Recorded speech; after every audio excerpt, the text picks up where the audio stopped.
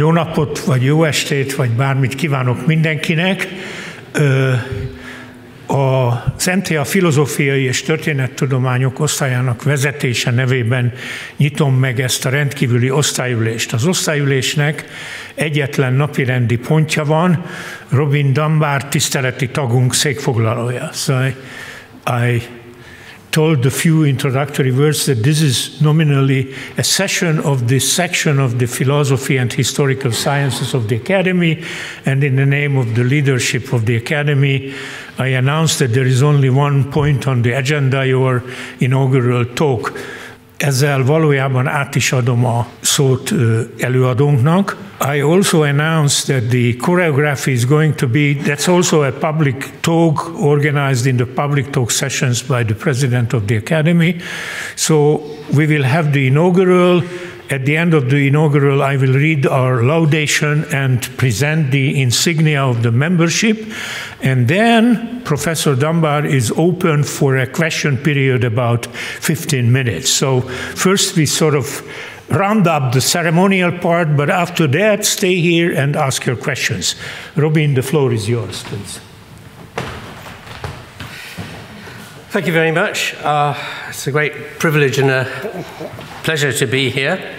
I'm going to talk really about the work we've, for the last 50 years on primates and the last 25 years on humans that we've been doing, trying to understand really the nature of sociality and in the background of this, the evolution of sociality in the primates as a whole. But I'm going to concentrate mainly on what we've understood in terms of the nature of friendship in humans. But let me start by just reminding you how important your friends are to you. And I should say, I include your extended family in, under the label of friends here. It's friends and family in that sense, rather than just friends in the conventional sense. I think one of the surprises of the last 15 years maybe has been a huge amount of evidence published from epidemiological and other kinds of medical studies on how important friendships are in terms of your psychological health and well-being, your physical health and well-being, and even your longevity. And just to make the point, this is one study which is actually a meta-analysis of, I think about, 148, nearly 150 epidemiological studies of mortality, and the focus here is principally on mortality due to heart attacks. So the measure here essentially is what factors affected the chances that you would survive for at least 12 months after your first heart attack, right? So it's a very hard-nosed measure of the outcome. Usually in kind of social psychology type studies, we use rating scales. How happy do you feel? You know, very happy, very unhappy, tick the box. And that, you know, who knows if these measures really mean anything? Here's a very, very hard-nosed measure of that. Either you die or you don't, right? It's simple. So what this shows is essentially the weightings of different factors on your survival probabilities. And here is the two key things. On the left-hand side is the number and quality of close friendships that you have. And then over here down here are the things that your friendly neighborhood doctor always worries about on your behalf. You know, how many McDonald's beef burgers do you eat each week? How much exercise do you take? How much alcohol do you drink? How much medicine do you have? What's the air quality where you live, and so on. And what these data very nicely show is that the number and quality of friendships you have, close friendships you have, has a much bigger effect on your chances of survival than all these things that your doctor worries about. Of course, the things your doctor worries about are not unimportant, but by comparison with this one key thing, they're really second place, and very much second place. The only thing that comes close is giving up smoking. bad news for any of you who still smoke. So there's a lot of evidence now of this quality. So the question is, how many friends should you have? Should you try and have an infinite number of friends because then you'd live forever? That may be very nice, but the problem is we just can't do it. And we've spent a lot of the last 2 decades really trying to estimate the size of people's social networks, the number of friends and family that they have meaningful relationships with. And this is one of our data sets. So this is a national mobile phone data set. So it's 20% of the entire country of one very large European country. It's not Hungary, you're safe. It's somewhere else on the mainland. Mainland Europe, and it's the number of reciprocated calls. So the owner of the phone calls somebody, and that number calls them back. So it's sort of backwards and forwards. So you can remove all the kind of free numbers and the business numbers, and this is what you're left with. And the point here is that you have this very strong peak here at about 150 people. That's now known as the Dunbar number. I believe it was actually christened as such on Facebook, of all places, that well-known emporium of scientific research. The slightly worrying thing that I always feel when I mention this is that I have to tell you that there are, I believe, only about 10 or 12 people who have numbers named after them in science, and unfortunately all of them are dead, except me. So I don't know how much longer I can keep saying this up. I may be joining them very soon. But this number keeps coming up all over the place. Once you recognize it and you start looking at many different social contexts, it turns up. So these, very strangely, in America, they feel it's necessary to maintain a big database of the number of guests at weddings. This is the 145 here is the mean number of guests at weddings over the whole of the US over the last decade. I mean, it's a very, very big sample. If you look at hunter-gatherer here, hunter-gatherer community sizes, they come out at, again, about very close to 150. If you look at the size of all modern armies, the basal unit is the company. That's everything revolves around the company. The companies vary in size from about 120 to about 180 across all armies all around the world. And we have some very nice historical data to show that this is very long-lived. Two very good data sets. One is the Doomsday Book, where the Normans, when they conquered England from France, they did a complete census in 1087 AD, counted everything, every plow, every field, every horse, every house.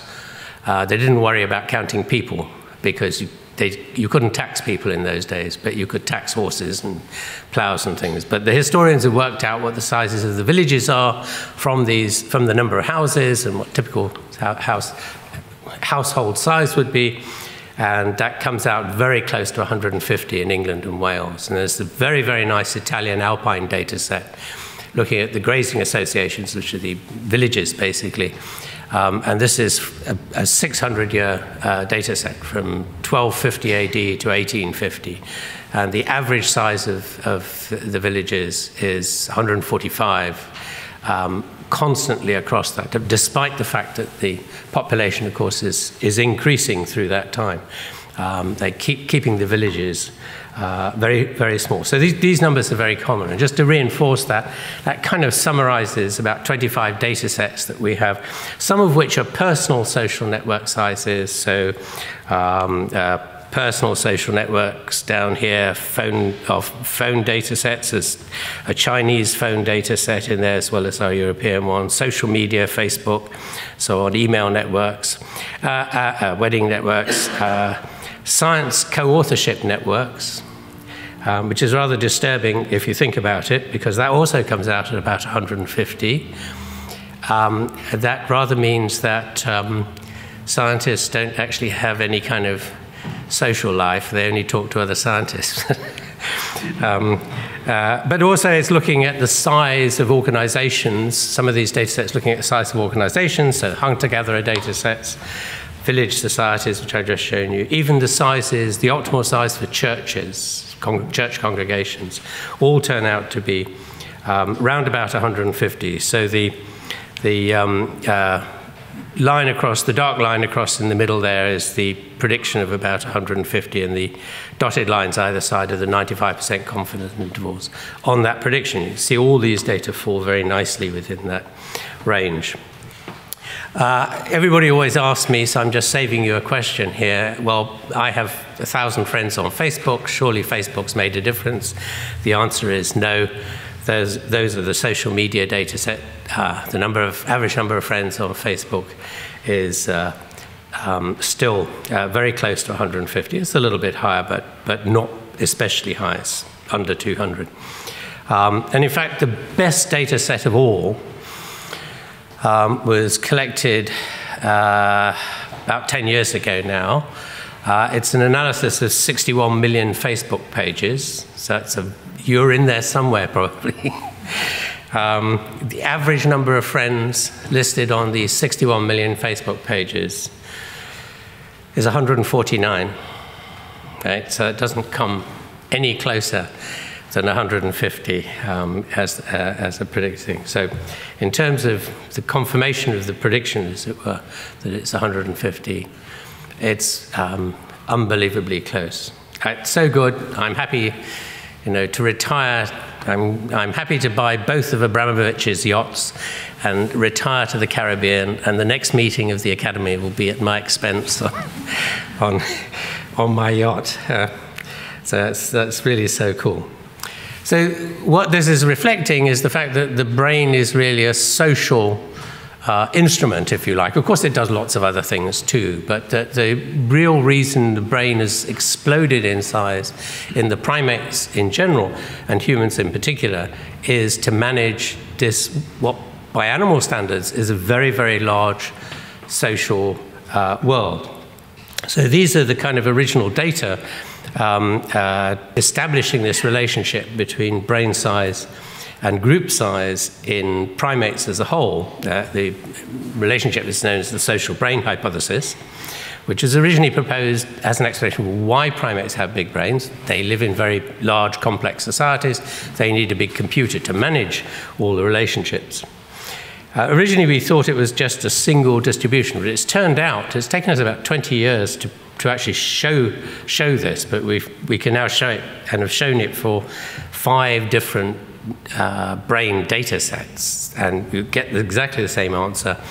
It actually consists not of a single relationship, but of a set of 4 grades, which explains why there's been so much confusion in some of the literature, because what people have been doing essentially is treating it as a single relationship, when in fact it actually consists of 4 separate relationships. And these relationships are extremely tight, and the species within each of these grades lies very close to the grade line. Now, the differences across these grades are in terms of the increasing social complexity, increasing sense of bondedness, or friendship, if you like, between the animals involved. The social societies get much more complex. The kinds of cognition that underpin sociality become more complex as you go from left to right across, and at the same time group size increases. So these 4 things are locked together very tightly, and these grades appear as really as an attempt to break through glass ceilings to allow the animals to live successfully in more challenging kinds of habitats. We needn't worry too much about that. But given that we have these relationships, we can ask, which is actually what I originally did when I first showed this relationship, is can we predict a group size for humans? Well, we just plug in the brain size for humans to the ape line here, this ape line on the right-hand side, that consists of all the apes plus humans. And that's what gives you this prediction of 150. So that's sort of looking at it in terms of the size of groups, but in fact, a lot of people, including ourselves, have spent the last 15 years perhaps looking at this in terms of individual social networks and brain size. So there's a huge amount of, relatively speaking, probably about 20 neuroimaging studies now which show that the number of friends an individual has correlates with the size, particularly of the frontal lobe, this part of the brain over your eyes, but also that bedded into what's become, well, what used to be called the mentalizing network, but now turns out to be the same as the default mode neural network in the brain, this massive neural connection system that connects the frontal lobes with the temporoparietal junction and the temporal lobe as well, particularly the temporal pole, but also going down underneath into the limbic system, and it turns out to the back of the brain, to the cerebellum, that these are all locked together in this very, very complex connectome, neural connectome, which is fundamental to managing the social world. This same relationship has now been shown in 3 different studies of monkeys, old world monkeys, baboons and macaques. So this holds not only across species, but also, across humans, but also across species of monkeys. This study down here at the bottom, this one here, I like it. I think it gets the silver medal for these kind of studies. It's a Korean study, and they studied a complete village, complete village. But what they used as their measure of friendship is not me saying, oh yes, I have this friend, this friend, this friend, this friend, but whether the people in the village liked you, right? So it's an independent measure of how many friends you have, how many people say they are your friend. And again, they ran a neuroimaging on a proportion of the people in the village, and get this very nice relationship again between the number of friends you have measured in this way and the number of the size of this massive neural circuit, as it were, in the neocortex. What's interesting is it seems not to matter how you measure friendship, in fact, because the people who've done all the original studies before the Korean one have measured friendship in different ways: number of friends on Facebook, number of close friends you've got, total number of friends you've got, friends and family, and so on and so forth, and you get exactly the same answer. So anyway, you have 150 friends. They're not all equal. They don't look like this kind of big summer concert social environment which is just full of strangers. Your friendship circles look much more like this, much more clumpy. And in fact, if you look at the frequencies with which people contact each other, whether that's by posts on Facebook or by contact face-to-face, or as these data here show, these are our telephone data. So this is well, it gives the sample size here. It's 6 million users, and all the phone calls they make over the course of 12 months. So this is 6 billion phone calls altogether. It turns out that their total sort of address book, if you like, consists of a series of layers of friendship circles, and that's what those data in effect show. And those layers all turn out to be of exactly the same size in all the media where we look at them. So technically there are 5 layers because there's an inner circle, but the main circles here are these ones here.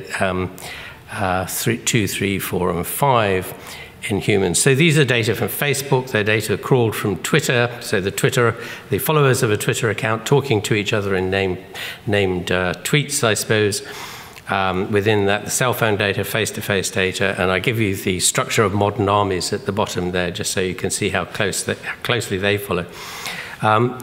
you have these very distinct layers. There's in a layer of about 5 people, and then outside that there's a layer of about 15. Now that includes the 5, so it's just an extra 10 people, and then a layer at 50 and a layer at 150. And I used to joke when I used to talk about this in lectures and say, well, look, you've got a layered structure here with a very distinct relationship. Each layer is 3 times the size of the layer inside it. So there must be a layer missing right in the center.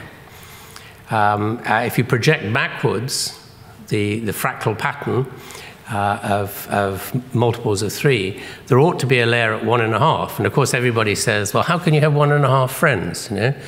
And the answer is obvious, because these are population averages. Some people have 2 friends right in the center of their social world, intimate friends, you might say, and some people only have 1. And I say it's obvious what the difference is. Think about it, you know. The 2 types of people are the 2 sexes. And I thought it was a kind of fun joke, you know, just to make people think. And then my Italian collaborators in Pisa were analyzing the Facebook data originally and the Twitter data, and they said, look, we keep coming up with this layer at 1.5, what does it mean? And I went, it actually exists. And sure enough, it turns out that, that there is this very small inner layer right at the front of, center of your social world, consists of 2 very intimate friends, of which half the population has 2, that's the girls, and half only has 1. So for the girls, it's a romantic relationship and a best friend forever, who's usually another girl. For the boys, they only have 1 or the other. They never have both, it turns out. So they abandon their best friend, best boyfriend, if you like, usually, that they go drinking with when they get married. That's the theory. But what is remarkable, beyond this, these numbers are the same numbers we see in primate social systems. So at the bottom here, in red, are the average sizes of, if you look at the distribution of mean species group sizes across all the primates, what you see is little clusters in exactly the same sort of way. And those clusters average exactly the same sizes, somewhere around about 2, about 5, about 15, about 50. You don't get primate groups that are bigger than 50, so you don't have that outer layer. That's peculiar to humans. And not only that, for the species that live in groups of 50, like chimpanzees and baboons, if you look at the internal structure, who's grooming with who, you see these layers, these same layers. They have a 5-layer of intimate grooming partners, and then an outer layer of about 15, and then the group as a whole. So these layers are very, very widespread.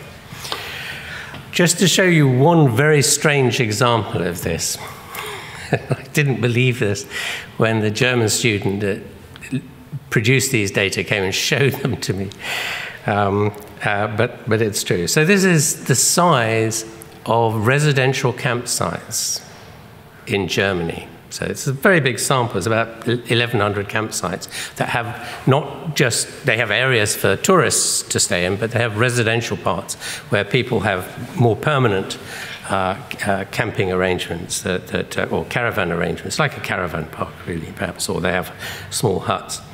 But when you do an analysis of the distribution of the sizes, it's clearly not a normal distribution. There's something funny going on in there. So I put on here these sizes at 1550, 150, and the layer out beyond that, which is at 500, which I'll come to in a bit. But if you look at the structure of these, the distribution of these camp groups, camp sizes, residential camp sizes, they turn out to have, again, a pattern of 4 layers. And these are the sizes that are typical of those characteristic layers. So there are a bunch of very small ones here who have an average of about 15, 16. They can very small number of places. So these are the actual number of people they can accommodate. And then slightly bigger camp sizes, which typically have about 50. Again, another slightly bigger one still that will have about 150 residents. And then the biggest ones seem to have about 500. So these numbers keep reappearing. The question is why? And I think we finally understood why that happens. If you look at the technical maths here is done by my maths collaborators, physics collaborators in America. But what they've managed to show is that if you look at the flow of information around social networks, what seems to happen is that certain network sizes are more efficient than others. So these are producing what statistical physicists call criticalities. So they're points where everything kind of converges in an optimum. Either side of the optimum, things fall away very, very fast. So these are like real optima. But what's interesting about this is you get this massive peak at a network size of 150, and either side of that, it drops away very sharply. But then there are minor peaks, like harmonics, going out beyond that 150 either side, which are picking up these layers. So you've got one at 15. There is actually one at 5. On a more detailed analysis they did, they went down below 15, down to include the 5 layer. And it turns out there's a peak there. Another peak here at 50, the 150 peak, and then another peak at 500. And it looks like we're going into another peak beyond that somewhere in around sort of 1,000 plus. So these numbers look as if they're kind of attractor points, where if you're trying to create an organization, organizations of that size will work very, very efficiently in terms of the flow of information around the system and the relationships, presumably, therefore, among the people involved. But if you're away from those numbers, they don't work very well. So if you want to increase your organization size, say you're a business with 50 employees and you want to increase the size, you've got to really work very hard, very quickly to get it up to 150, because in between is not nirvana. But if you can get these numbers right, your organization, whether it's a university or the academy or a business, will work much more efficiently. So this is what your social world really looks like. There you are sitting in the center of the social world with this inner layer at 1.5 and then these layers going out. We know they go out, in fact, to 5,000. Some vision scientists discovered an outer layer at 5,000. The outer layer at 5,000 is the number of people you can recognize as strangers or not. You recognize their faces. You've seen their photograph before. And the limit on that appears to be, they were doing this for vision science reasons, completely unaware that this number was magical. But when I saw it, I went, my goodness, that's it. That's the final number in the series. Everybody beyond 5,000 is a complete stranger. But you can see how these numbers work very nicely. And we can put names against these as to who they are. The red circle defines this 150 circle. These are the people you have meaningful relationships with. There's this layer outside it of about 5, that goes out to about 500, which we think of as acquaintances. So these are a lot of the people you work with and so on. And then that's split 50-50 roughly between family and friends in the modern world. People who come from big families with many cousins have fewer friends. We pick that up in our data. People have told me over and over again who come from big families that this is the case. That, if you've got 40 cousins, it takes you all your time to keep checking up with all of them. You don't have time to make friends. But ancestrally, this is a family circle. This, in small-scale communities, this is the natural size of hunter-gatherer communities, and those people will all be family because they're producing these very big family relationships. What makes the circles is the time you invest in them. So these are the frequencies with which, from one of our data sets, with which people contacted each person per day in each of the layers, going out from 5 on the left-hand side, right out to 500 on the right-hand side, the layer of acquaintances. You see, a huge amount of your time is devoted to the people in that inner circle of 5. In fact, it turns out about 40% of your total time investment is given to those 5 people. Another 20% to the extra 10 people in the next circle out, the 15 circle. So those 15 people get 60% of your total social capital, whether you measure that in terms of contact frequency or emotional closeness, emotional capital, you get the same figures. So why do we have these groups? The answer has to do with this problem, that actually social life is extremely stressful. Anybody who wants to deny that? Good. And the stresses come in two forms. At one level, it's this kind of stuff. It's, boys' motorcycle gangs riding through the village at midnight on a Saturday night, roaring their engines, and just being a nuisance. And males sort of fighting each other, as primates will do. But there's also much more background stress going on, particularly among the females in all these. This is mammal-wide we're talking about here. And those stresses are disrupting female menstrual endocrinology in a very, very dramatic way. So here's just a summary of a range of species across the mammals where it's been shown that female fertility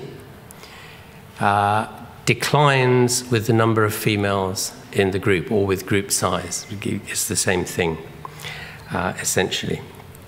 And we're running here from up in this corner up here, rodents right the way through, what have we got down here? Horses, equids, zebras, badgers, meerkats, the dog family here, and then the primates. This has been shown in humans, chimpanzees, baboons, various kinds of monkeys across the whole range, extremely widespread. Why does this happen?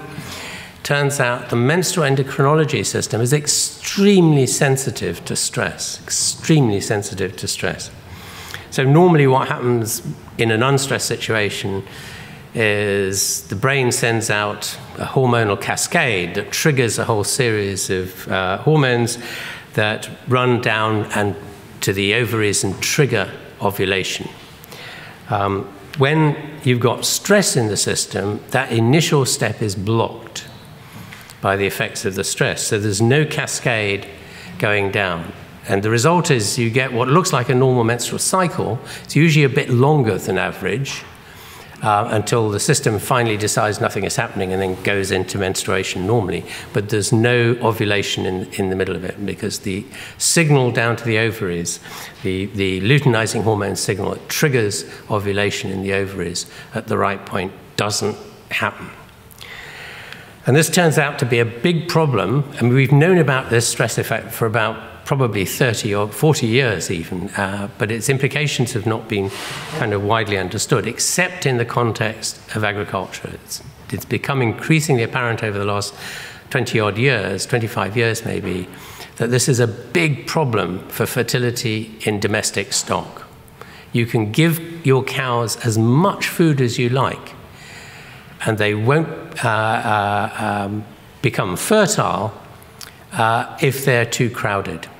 So it's the crowding effects of density that seems to drive this, and they're packed together. And it's not that they're all fighting each other, it's just the kind of hassles. It's what I kind of always call the kind of London Underground effect, You're just kind of being knocked about by people unintentionally. And this is just triggering this stress effect. What monkeys and apes do, or what normally happens in all the mammals, is fertility is simply a negative function of group size. And that limits their group sizes to about 15 or 20 total number of animals. So it's about 5 to 7 females, adult females. What the monkeys and apes have done, the anthropoid monkeys and apes, in order to live in bigger groups, is developed coalitions between the females, which allow them to just keep everybody off their backs so as to reduce the stress effect. And this allowed them to shift this decline in fertility to the right, as it were, towards larger groups. So if you look at the fertility patterns, these are fertility data for baboons. Each data point here is a different population. It's the birth rate per year per female. What you find is that you have a kind of hump-shaped relationship here. Over here on the right-hand side, you've got that negative relationship that we see in all mammals. But what they've done is they've pushed that to the right so that they can end up living in much bigger groups. So the mean group size for baboons is about 43, 44, something like that. It's about 15 females, something in that order, 15 reproductive females. It's not great to live in small groups for various ecological reasons as much as anything else, and probably because they're stressed out because they're worried about being... the point of living in groups is to protect yourself against predators.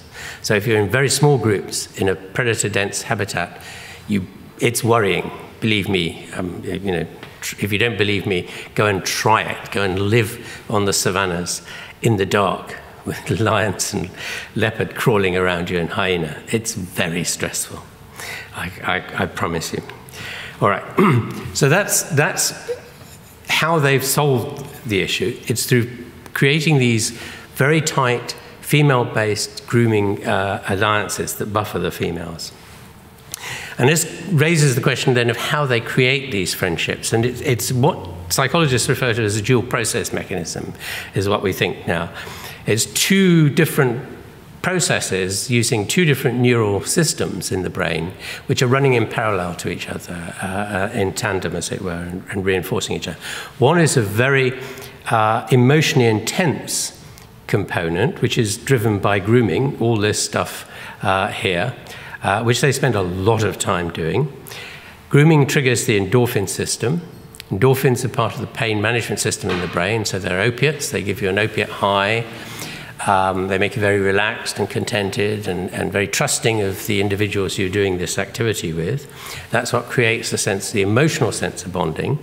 And then the cognitive component that comes from the social brain effect then allows them to evaluate the relationships at a much more cognitive level. So we know, the fact that grooming triggers the endorphin system was shown in primates, monkeys, in the 1980s, although not all that much has been done since.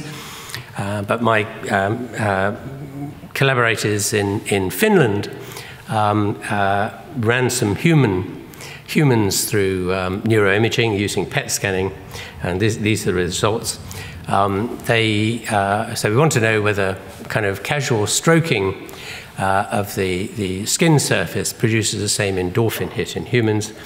So they had a bunch of guys in the PET scanner, and their partners then stroked them on the sort of torso, only sort of above the belt and below the neck, nowhere else. And here's their brains absolutely firing up. The question is, what's going on here? Turns out that there is a highly specialized neural system, the afferent C-tactile neural system, that runs from the skin surface, the receptors all over the hairy skin, straight into the brain. It's very, very different to what happens to most of the other peripheral nerves. So the classic peripheral nerve is over here. For example, the pain nerve, you stick a pin in your arm, a signal goes whistling up to the brain, somewhere into the somatosensory cortex, and a message comes back down the system again saying, move your hand away, quick. And that's the sort of classic kind of peripheral nerve. These CT nerves are very, very different. They have only a one-way loop into the brain. It goes to a different part of the brain, to the insula, and the insular cortex, which is associated with endorphin production. There is no return loop. These nerves are unmyelinated, so they're very slow, whereas pain and other peripheral nerves are myelinated, the kind of fatty sheath insulation that's around some neurons, that helps increase their speed dramatically. But also, most important of all, these CT neurons respond to, sometimes called soft touch neurons, respond to one stimulus and one stimulus only, and that is light, slow stroking, just gentle deformation of the skin at a very specific speed. That's a hand movement speed of 3 centimeters per second. If you do it slower than that or faster than that, the neurons are completely silent. But if you get it right, they fire away and kick the endorphins out into the brain, the endorphin receptors in the brain go crazy. And it turns out that that's the speed of hand movements during grooming. When they're leafing through the fur, that's the speed they're doing it at. And that's the speed at which we do the equivalent, which is stroking and patting and so on. So it's a highly specialized system that does that. Just to show you there are some genetic components in this, we actually did a very, very big genetic study. It was about 1,000 subjects on 35 SNPs for the 6 major social neurohormones. These are them there: testosterone, beta endorphins, vasopressin, oxytocin, dopamine, serotonin. All these are supposed to have some effect on sociality and behavior in some way. The reason we did it partly was because we got cross with people doing big studies of, let's say, oxytocin and saying, there you go, oxytocin is the solution to the universe. When actually, they haven't shown that other neurohormones aren't doing the same thing, producing the same effects. And both beta endorphin and oxytocin raise your pain thresholds, or can raise your pain thresholds. So they can act in very much the same sort of way. Also, most of these studies have been done on romantic relationships, because that was where the oxytocin effect was first found in voles, in the mating system. And we went, well, actually, yes, we have these dyadic relationships which are important, but these relationships are embedded in social networks, and also they come off the back of psychological dispositions to be social, which nobody ever looks at. So we looked at a number of different scales for these, and here's what we essentially found, is that endorphins really play a very important role here in terms of your disposition to be social, and dyadic relationships, and to a lesser extent the wider social network. And this is paralleled by dopamine here, which has a sort of reverse effect, so very high correlation with the size of your wider social network, and then a decreasing, inverse decreasing relationship. Whereas all these other neurohormones are much more specific to the context in which they kind of work. And what's interesting is that dopamine and endorphins work in tandem together. They're kind of like a pull-push factor. The people who work on pain have been forever irritated by this, because every time they do something that makes somebody gives them a painful stimulus, it kicks in the dopamine system. We're not interested in that. We're interested in the endorphin system to study pain. So they've known about it for a long time. So those two are the really key social bonding mechanisms. So why is time important? Friendships are very susceptible to decay. They decay very, very quickly. This is one of our longitudinal studies where we followed some people going over time, over 18 months. At this point here in the middle, about 6 months in, most of them moved away from home. These are actually students at high school, in their last year at high school. So this last part, their first year at university. And this is a measure of the change in their ratings of emotional closeness to every member of their social network. 0, the dotted line across here, means there's no change across time. You can see that the average change to extended family members, and this is everybody in the extended family averaged out, increases with time. Absence makes the heart grow fonder, but only for family. For friends, and this is the change in emotional closeness to their original set of friends at the start of the study, because they're not seeing them, it just dies away. The friendship quality dies away, and the person bumps down through the layers. The reason there's a time constraint is simply that we have to do other things in life, and this illustrates that with data from primates, that the amount of time that they devote to social grooming, and these are species averages here, increases with group size up to a set limit, and it increases to a limit at about 20% of the day. That's 1/5 of the day being devoted to this very, very intensive social activity in the most social primates. But it turns out that that's the maximum time that we devote to social interaction outside of a work environment. So this is us down here. That's an average from about 7 studies from all over the world, different kinds of societies. The average is almost exactly 20%. So somehow we use the same amount of time to bond a much larger group. So the question is, how did we do that? we think this way, that at 3 different phases, we introduced 3 different ways of social bonding, all of which are now part of our social toolkit. So the earliest phase was down here. This is laughter, which is something we share with great apes. That almost certainly came in very early on. Then singing without words, chorusing, if you like, and dancing, coming in sometime later, probably around about 500,000 years ago, is our best guess. And then finally, in the last phase, after the evolution of language, religion, feasting, eating and drinking alcohol together, and storytelling.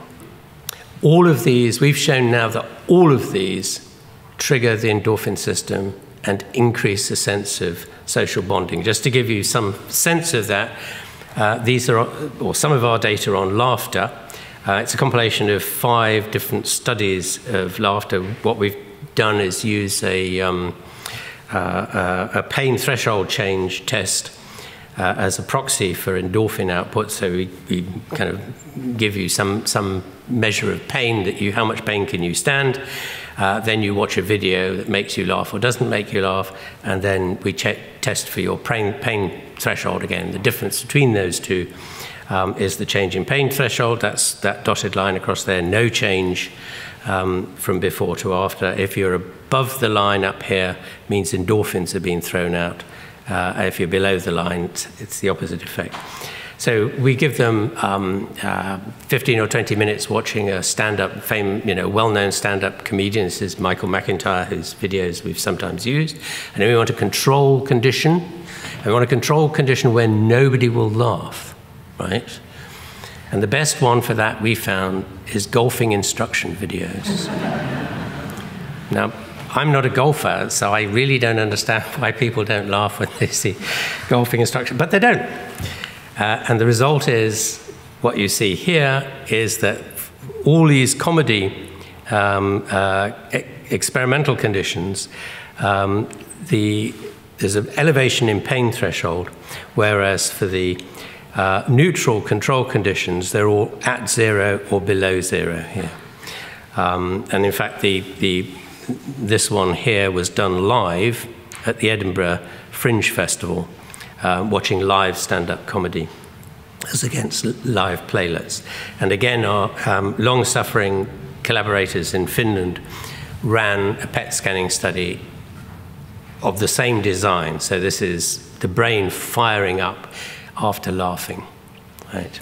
So we know not only does this trigger all the symptoms of endorphin output in terms of elevating pain thresholds, it is actually the endorphins that are doing it, and we can show also that it increases the level of the sense of belonging to the group that you're doing it with. It doesn't affect your other relationships in your social network if they're not there on the day. It's only the people who are actually there that laugh with you, or dance with you, or sing with you, or eat with you, or pray with you, or tell emotional stories with you. All of these we've shown trigger the endorphin system, and the endorphin system increases the sense of belonging and bonding. So just to sum up, I'll leave you to look at that, and thank you very much indeed.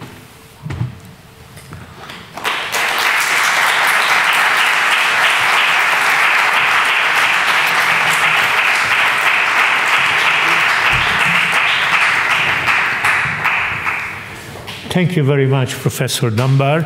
Now comes the laudation on behalf of the Hungarian Academy of Sciences.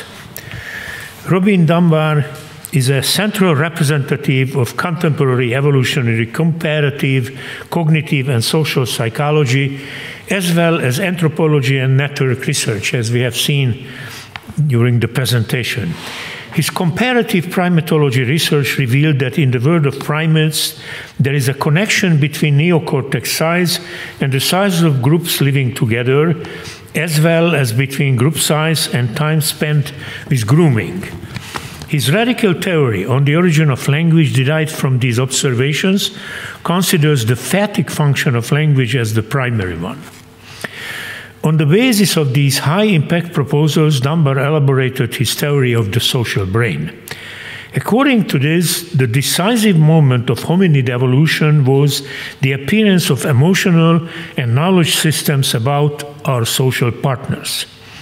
Extending this theory to our contemporary human communities, Dunbar elaborated the theory of different ego-centered, concentric relational networks, implying different intimacy and connection density. Among them, the characteristic size of really alive social relations is the much cited Dunbar's number of 150. Dunbar has revealed connections of human networks with emotional investment, with time allocation, empathy, and social memory. His theory has far-reaching consequences on our understanding of the dynamics of social ties and their maintenance. Looking for biological determinants and correlates of connection circles, Dunbar has proved the central role of the endorphin system in the unfolding of relations and the importance of amygdala and the so-called social brain areas, orbitofrontal and temporal areas in the fate of relationships. While he showed the general constraints of social networks in hominid brain evolution and in central emotional and cognitive systems, at the same time, he performed in-depth studies into the determinants and consequences of individual differences, as well as age and gender differences in different connection layers. Working together, among others, with Hungarian researchers, he revealed interaction between communication tools of modern technology and features determined by evolution. Dunbar has shown that similar temporal relational patterns can be observed in virtual networks as in face-to-face connections.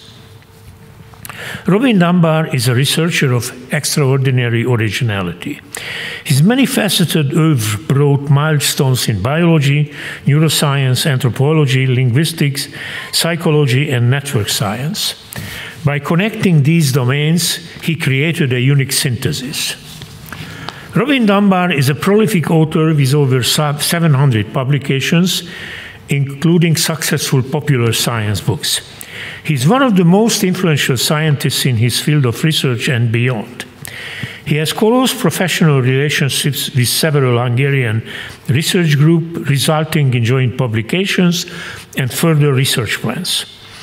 On the basis of his outstanding achievements underlined in the proposal of János Kertész, Kristóf Nyíri, and Csaba Pléh, the 195th General Assembly of the Hungarian Academy of Sciences elected Robin Dunbar to be its honorary member in May 2022.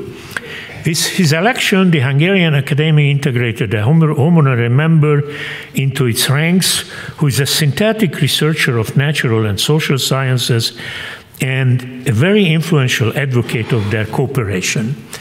That's the laudation. Let me add two personal footnotes. Dunbar is so famous in Hungary as well that his new book is advertised in the Hungarian Tube.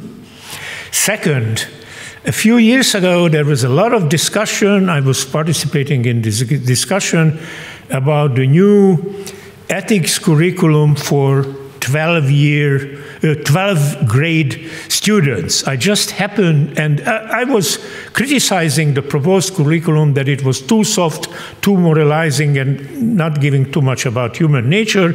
I just happened to look at the new textbook, and the new textbook of moral education and human behavior for 12th grade Hungarian high school students is citing Dunbar's number and Dunbar's research. So congratulations for all this achievement, and welcome to our community by presenting you with the diploma of membership.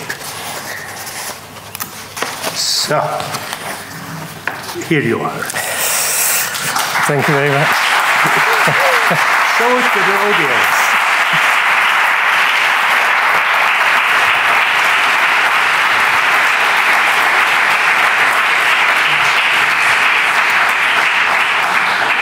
And now, as I promised in the beginning about the protocol, the ceremonial part is over, so he's ready to answer questions about his talk and his research for about 15 minutes.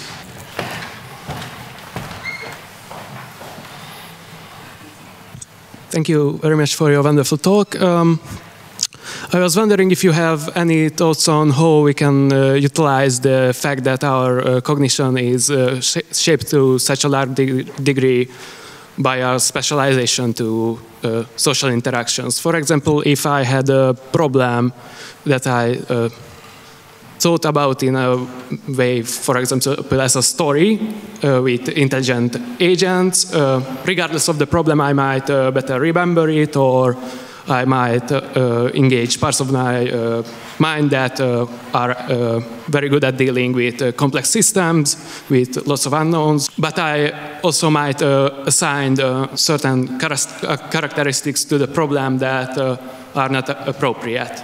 I'm also wondering, is this even a choice?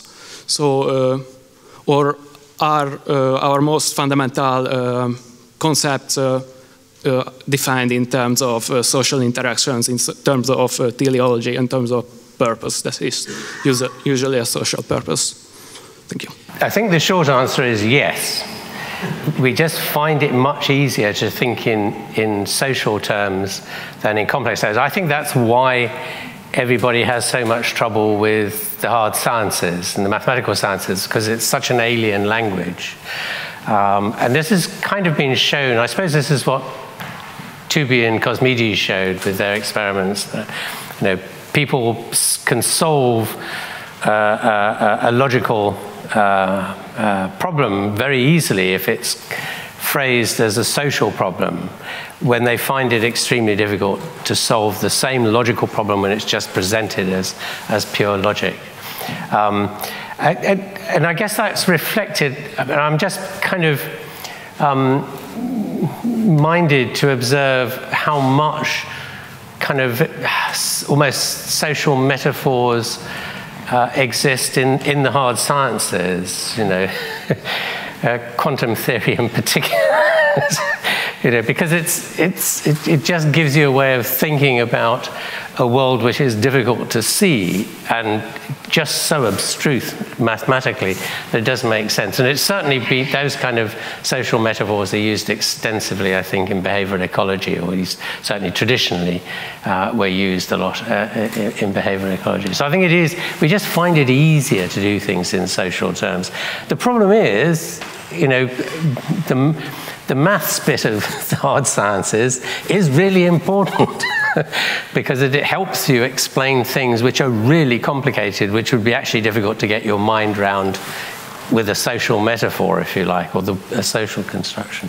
So I think sadly there's no get-out clause that gets children out of learning mathematics.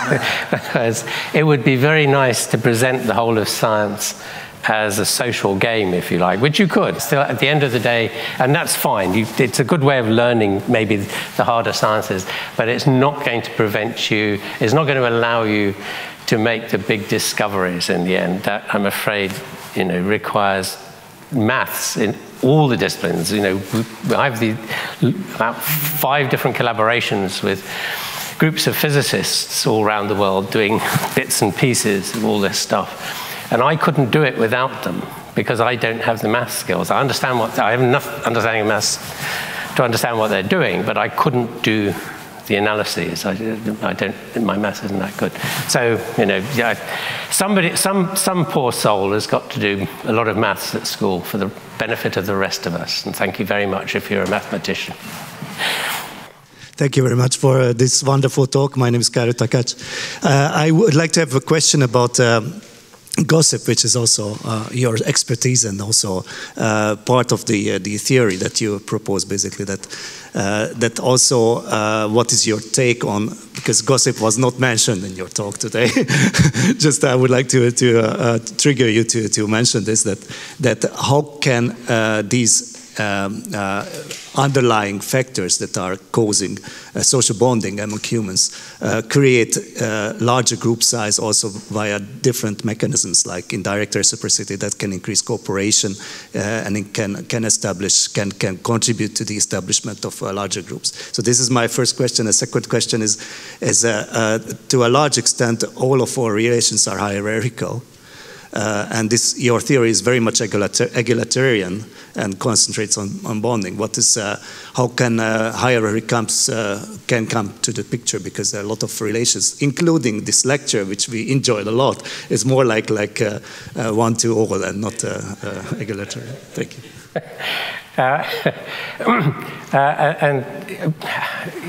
There's a whole lot of very interesting questions in there. One of the interesting things about, well, let me talk about begin with where you started, which was gossip. I mean, I came up with the idea of gossip as a mechanism for social bonding. That was a lot of what we do, and we have, well, okay. I suppose what bothered me was everybody who works on language, be they archaeologists, sociologists, linguists, whatever, think of language as the transmission of information, and that's usually interpreted in terms of technical information. And sure, of course, we do that, I can teach you Pythagoras' theorem, and it's very good for you, and all these kinds of things, and lots of good things come out of it. But A, we find those things very hard, as I mentioned before, but B, most of our conversations in everyday life aren't about technical things. And anyway, when the classic argument was, well, we use language to teach people how to do things, tool making, thinking in terms of human evolution. And the answer is no, we don't. We hardly ever use language for teaching things. We don't even use it for teaching dancing, right? We just say, watch me, and then do what I do. And if you try and explain it to the pupils or whoever, it usually complicates things. We learn much better by observation. So it made me think that language is used for a social function. And this was explaining the grooming gap, which I still think is true. But what we've realized is that the way we use language in particular is to create lots of things that create this sense of belonging to a community. This is what, in the context of personal friendships, we have referred to as the 7 pillars of friendship, which are kind of cultural dimensions, if you like, of the community's way of being and knowledge. And a part of that is storytelling. And how we came to be, how the Magyars came to be in Hungary instead of in Finland, and all those kind of things, those kind of community origin stories, and the beloved folk tales that we listen to dozens of times, and we still want to hear it again. Whatever your local folk tales are, the community just loves hearing them. You want to go and see the same play by some famous playwright over and over again because it moves you in some way. So there's creating this sense of background knowledge, and that partly is about shared stories, shared history, shared beliefs about how the world works and how it ought to work, and those people on the other side of the river, are they dreadful? They do terrible things. And on this side, we're wonderful. But also, it turns out that this is also true of your sense of humor. So one of the pillars of friendship is sense of humor. We like people who share our sense of humor. And again, that's about storytelling, essentially. So all these, gossip is much more, I used to say, gossip is not really about telling how, badly behaved Chaba is on a Saturday night down. What it's about is just hanging out over the garden fence. Maybe not saying very much even, but you're hanging out there, talking. So it's about social investment in relationships, and part of that is making people laugh or making people cry because of your emotional terrible things that have happened to you and all these kind of things. Or, you know, so that's the sense in which gossip and language, I think, are then important. I think that's numbers 1 and 2. The third question, or your second question, just remind me quickly. Hierarchy. Oh, hierarchy. Yes, okay, that's very interesting, actually, because you say it's egalitarian, and up to a point it kind of is, but it turns out that, and we've modeled this, my good Hungarian postdoc, Thomas David Barrett modeled this very nicely, and to our surprise showed that elites, or elite structures, if you like, emerge very naturally out of social groups and dramatically increase the efficiency of them. And I think that there are various ways that might happen. One is they beat people's heads down below and make them behave. Another is simply that they act as a kind of conduit for kind of the flow of information, making sure that the system, even in an egalitarian type system, works well. So it's a kind of, you know, we seem to have this natural capacity, predisposition to create hierarchies in this sense. And it seems to be associated, I think, with charismatic leaders. Right? And that's what you see in religion. All religions have their origins in charismatic leaders. And they all start as small cults, small sects. And the successful ones are ones that, where the charismatic leader is able to build the thing and give it momentum, as opposed to, you know, not being, many of these small cults just die with the leader's death, for example. But we seem to have, it seems to be important for the efficiency with which our small-scale societies work that we have these charismatic leaders to act as a focus. So I don't know whether that's good or bad, really, but it just seems to be the way it works and what we have to deal with. But you know, in the modern world, we have people who set themselves up as charismatic leaders. You know, if we like it done that way, fine. If you don't, you have to find ways of managing it. That's I guess, is the bottom line. Thank you. Last question from the Institute of Expert Answer. I would like to ask you something about the Dunbar number from 2 sides. One is from ecology and the other is from the brain. So obviously the number of monkeys in a group is determined pretty much by the ecology as well. And there are obvious outliers of this trend line, which peaks to the 115 humans, like the orangutans with a pretty large brain but very small group size, or the gibbons. And also in the New World monkeys, there are not so big difference in the group size relative to the brain size. And also there are pretty much variability how intense within group relationship and this. So the question is whether these deviations is simply a natural variability, what we have in every number, or those species which are outliers somehow defy Dunbar numbers in a different manner. Not allowed. The very short answer is that's in that grade graph I showed you. This is known as Simpson's paradox in the social sciences, or the Orr-Simpson effect. That if you understand that there are actually grades in there, these lines are very tight. The variability is much, much less than you think. So if you just put a regression equation through in the normal way, through those group size to brain size data, yeah, you get a significant relationship, but the R squared for it, the goodness of it, is only about 0.75. If you take the grades into account, the R squared is 0.95. They're very, very tight. And we see that we've done this with 5 different, completely independent brain data sets, and we get exactly the same picture, very tight relationships. So that has 2 consequences in terms of what the question you asked. One is to do with the South American monkeys, the New World monkeys. Most of those lie on the left-hand side.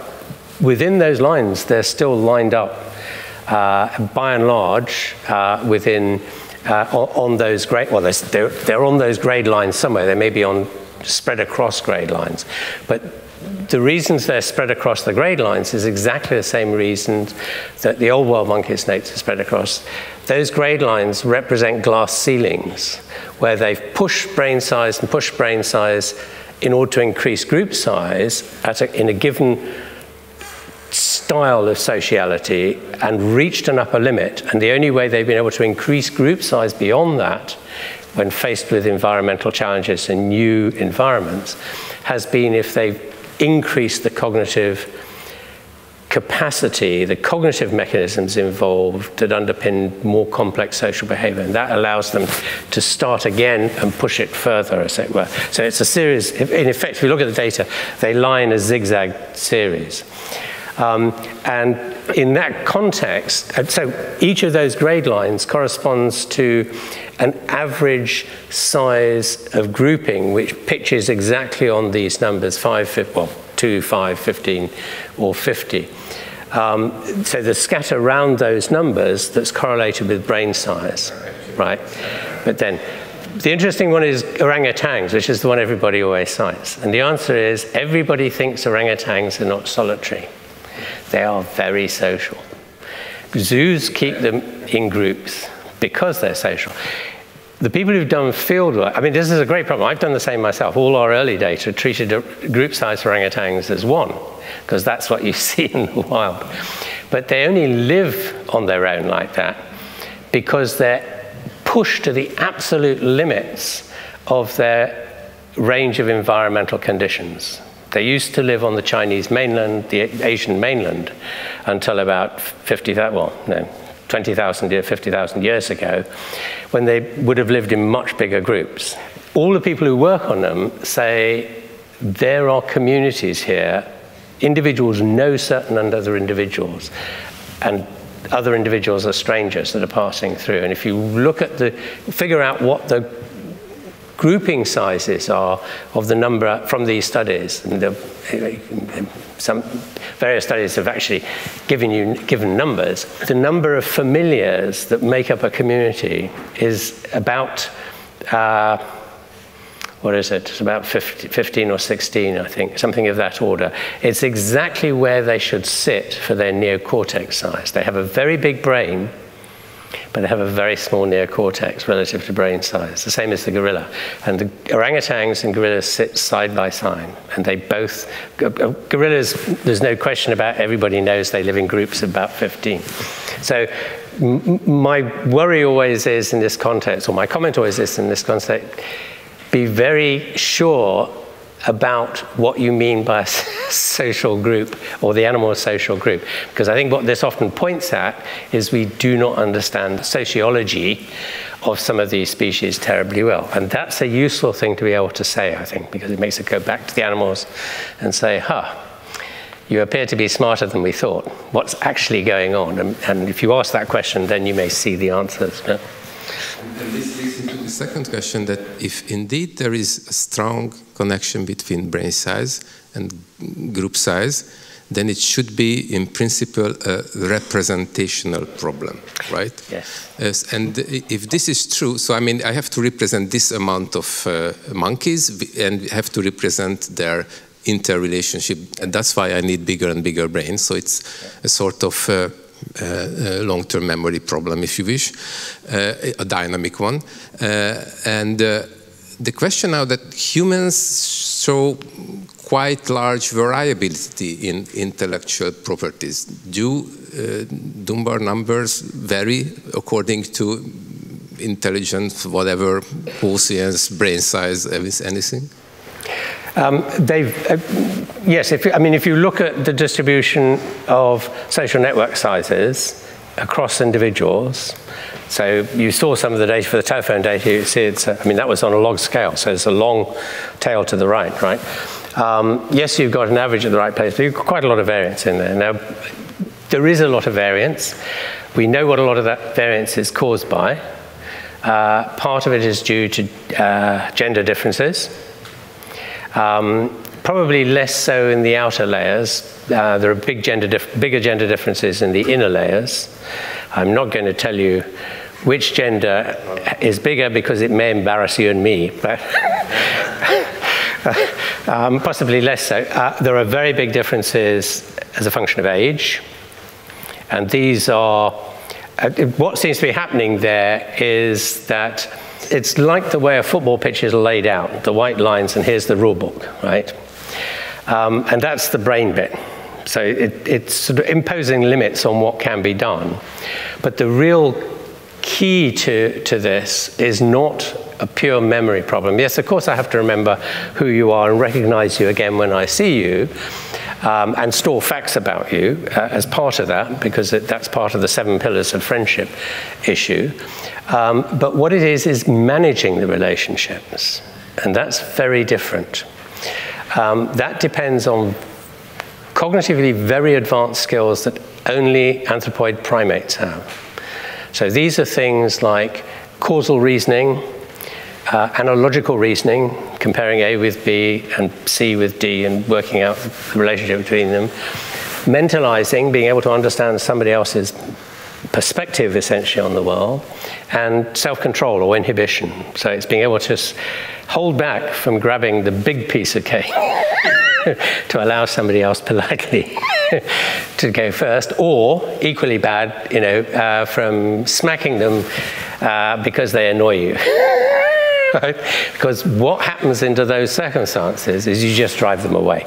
We're back into that same problem that I highlighted in terms of female fertility.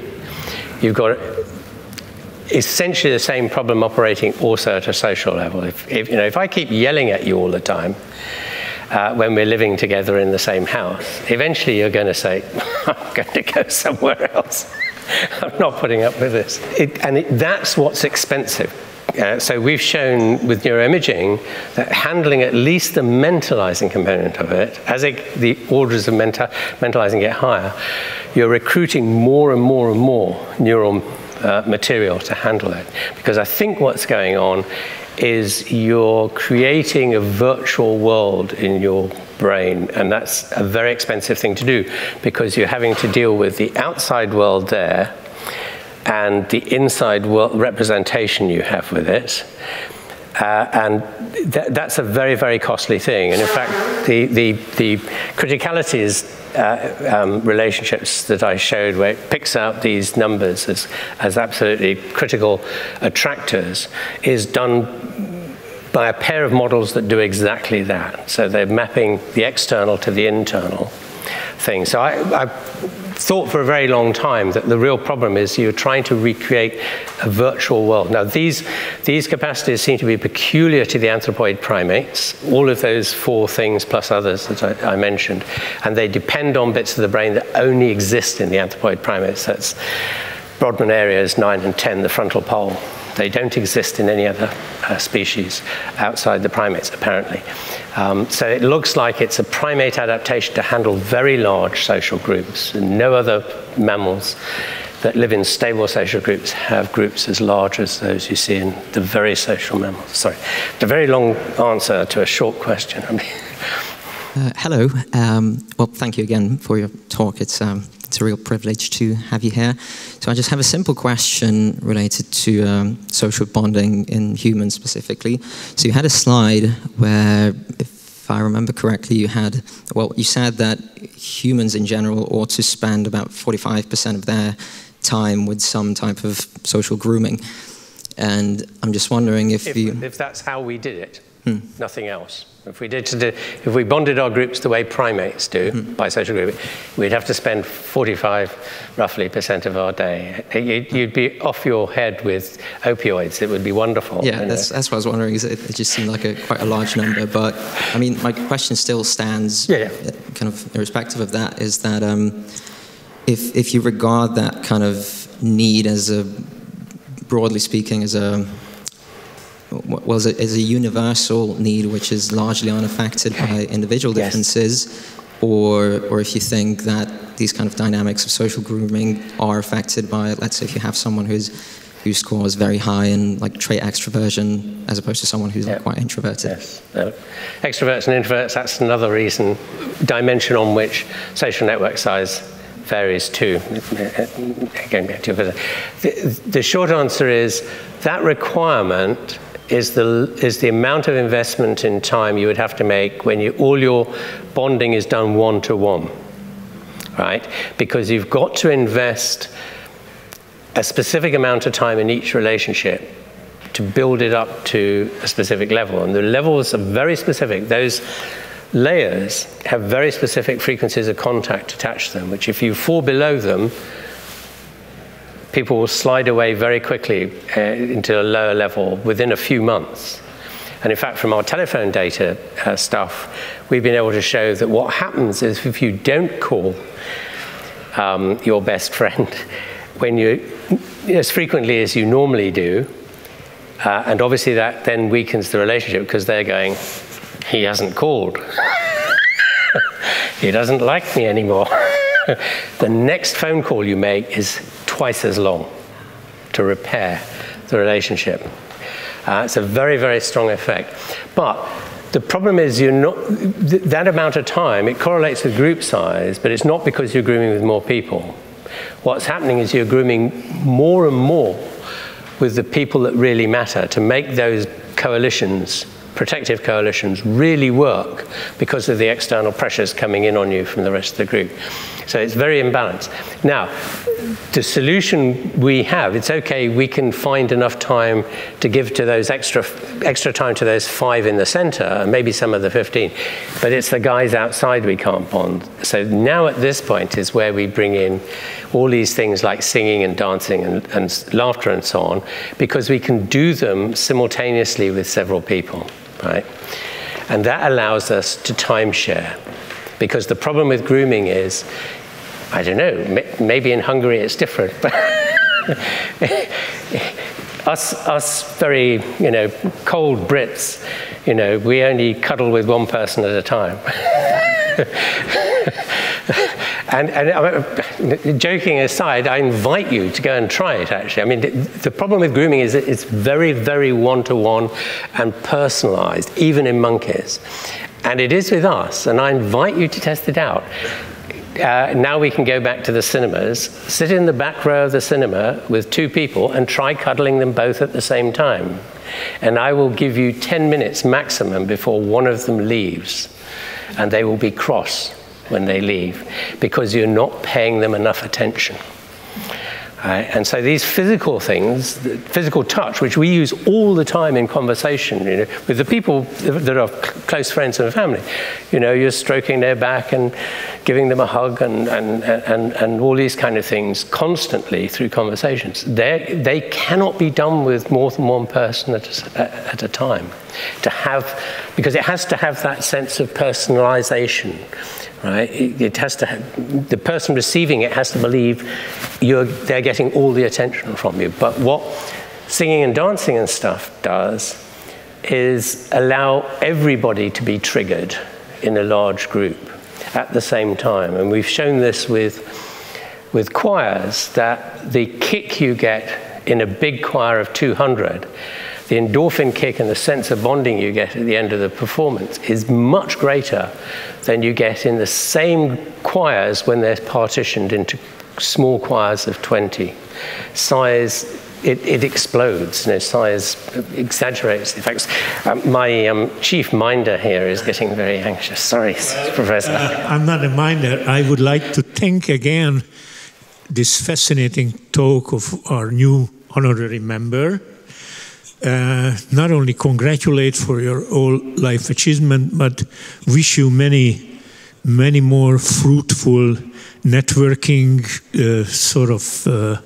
challenges in your professional life and in your private life. And I thank you for all the audience for coming here. And hereby I close this special session of the section of the Philosophy and Historical Sciences of the Hungarian Academy. Thank you very much for coming, and thank you very much for the talk again. Yeah.